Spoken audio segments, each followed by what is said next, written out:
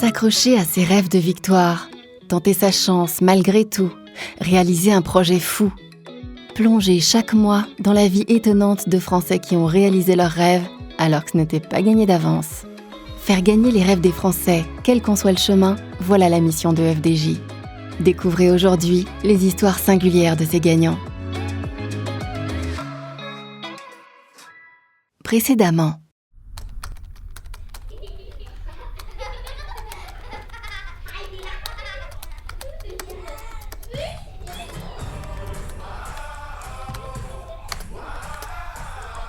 Bonsoir à tous, je suis très heureuse de vous retrouver pour le tirage loto.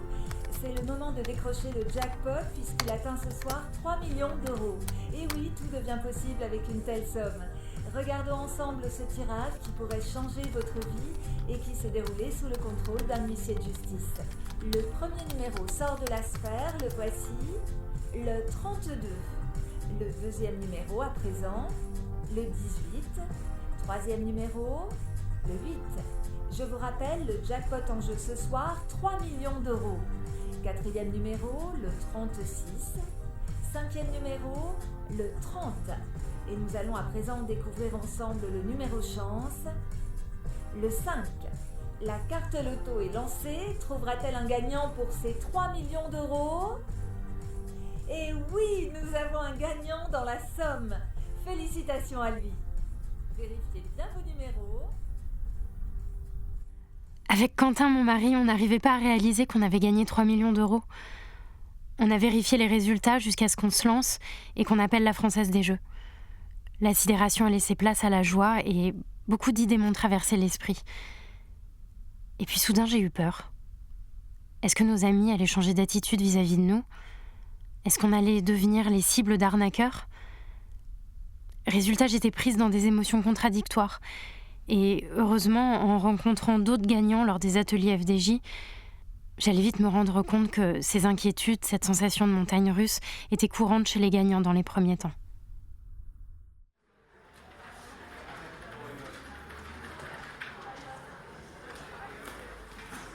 Ruby, faut pas que tu t'inquiètes, on est tous passés par là. Non, nos amis n'allaient pas nécessairement changer de regard sur nous. Et oui, je pouvais partager mon bonheur. J'allais simplement devoir réfléchir à qui mettre dans la confidence. Mais commençons par le commencement. Lorsqu'on était dans le tourbillon des démarches, je réalisais pas vraiment, j'étais comme sidérée. C'est au moment d'un achat du quotidien que je suis sortie de cet état. Quentin a décidé de s'acheter une tondeuse et moi une paire de chaussures.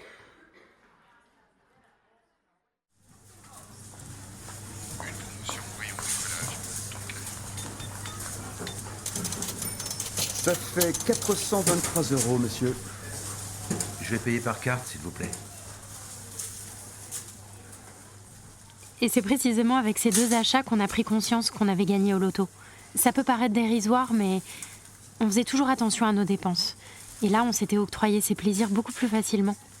On avait tout de même gardé la tête sur les épaules.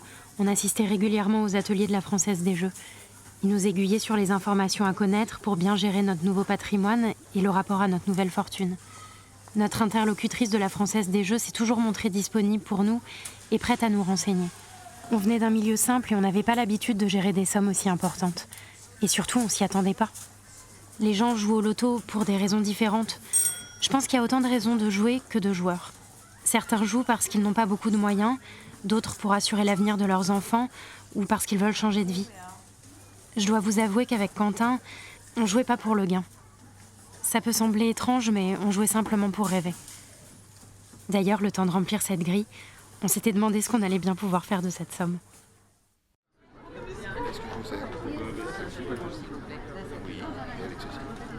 Moi, je voudrais partir aux Bahamas. Vendu pour les Bahamas, mais pas dans un hôtel, dans une petite paillote. Ok, alors sur une petite plage privée. Et ça nous suffisait pour nous évader un peu. C'était notre moyen à nous de voyager le temps de quelques minutes. En réalité, même avec tout cet argent, on voulait pas changer de vie. On voulait garder les mêmes habitudes, les mêmes amis, les mêmes adresses de restaurants, pratiquer les mêmes sports. Alors on a dit à très peu de monde qu'on avait gagné. On s'est contenté de rester nous-mêmes et de simplifier la vie de nos proches sans leur parler de ce changement radical.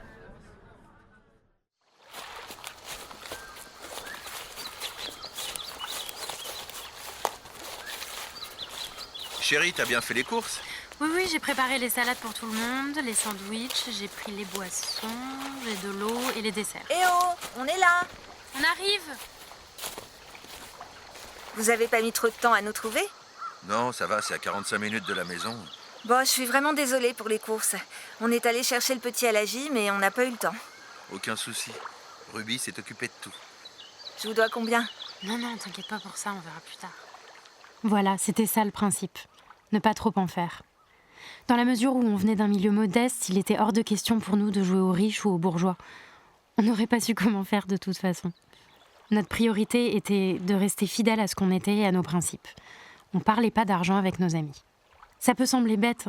J'imagine que certains le disent à tout leur entourage et que tout se passe très bien, mais nous, on préférait garder ça pour nous. Et puis comme dit le proverbe, pour vivre heureux, vivons cachés. On ne voulait pas créer de rivalité. Notre objectif était de ne pas dénaturer nos relations et on a réussi. Cette décision qu'on a prise avec Quentin est venue de longues conversations avec d'autres grands gagnants qui avaient plus d'expérience que nous. Certains profils étaient assez proches du nôtre. Ils nous ont conseillé de ne pas le crier sur tous les toits et on les a écoutés. On a juste partagé cette nouvelle avec un couple d'amis avec qui on avait traversé de grosses épreuves par le passé. Nos filles étaient bien entendu également dans la confidence, mais nous leur avons demandé de garder le secret. C'était le seul moyen pour elles de conserver la même vie, les mêmes habitudes, les mêmes amis. C'était aussi rassurant pour elles que pour nous. Donc, mis à part nos filles et ce couple d'amis, personne n'était au courant. Jusqu'à ce qu'on ne puisse plus le cacher à mes parents.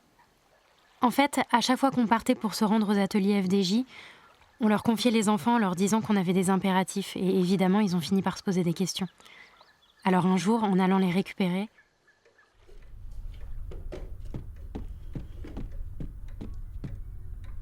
Les filles, allez vous préparer, vos parents ne vont pas tarder. Dépêchez-vous. Après, c'est moi qui me fais gronder par votre mère. J'arrive.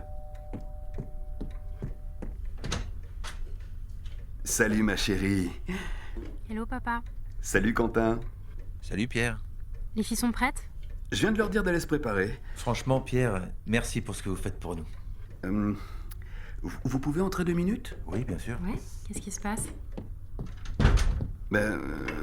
Vous nous confiez souvent les enfants pour aller à des rendez-vous. Vous prenez de plus en plus de jours off. Alors avec Jocelyne, on se demande si vous ne cachez pas quelque chose en fait. L'un de vous est malade? Pas du tout, papa. Vous pouvez le dire, hein? Bien sûr qu'on vous le dirait. Alors qu'est-ce qui se passe? Ils étaient visiblement très inquiets. On pouvait plus leur cacher, alors on leur a tout révélé. Depuis toujours, j'ai une relation très fusionnelle avec mes parents et ils ont bien senti que quelque chose d'important avait changé, mais ils s'attendaient pas à cette nouvelle. Ils étaient ravis pour nous et soulagés de savoir que leur petite fille allait être à l'abri du besoin. Notre vie de millionnaire commençait peu à peu. Nos objectifs principaux étaient de rester humbles, de prendre notre temps pour envisager la suite. On voulait pas aller trop vite avec le montant ou se faire arnaquer. On a donc décidé avec Quentin de faire des placements dans l'immobilier pour ne pas perdre d'argent bêtement, pour ne pas être tenté de tout dépenser sans réfléchir. Après un certain temps, on a décidé de changer de vie, de métier et d'ouvrir une maison d'hôte. Ça représentait un rêve depuis toujours et il était enfin accessible. On s'y voyait déjà.